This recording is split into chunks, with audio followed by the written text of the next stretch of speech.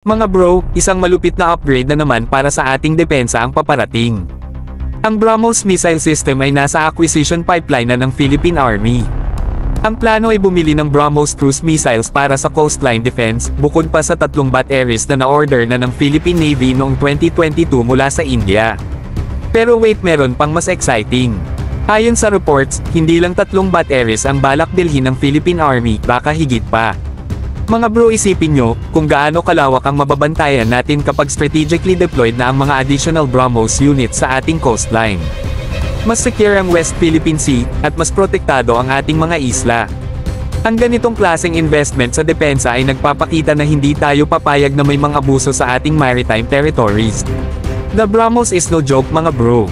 Isa itong supersonic cruise missile na kayang umabot sa speeds up to Mach 3. Abot nito ang mga target hanggang 290 km/h, perfect para gawing no-go zone ang ating karagatan sa mga intruders. Dati reactive lang tayo, pero ngayon, proactive na ang approach ng Pilipinas sa depensa. Siyempre, hindi lang Army ang makikinabang dito. Tandaan mga bro, na ang Philippine Marine Corps ay natanggap na ang kanilang BrahMos systems. Magtutulungan ng Marines at Army gamit ang mga missiles na ito para masigurado na bawat bahagi ng ating coastline ay protektado. Laging teamwork ang sagot, at dito makikita na all branches ng military ay nagtutulungan para sa isang goal. Ang BrahMos ay joint development ng India at Russia, at ang partnership natin with India sa pagbili nito ay nagpapalakas ng diplomatic at defense ties.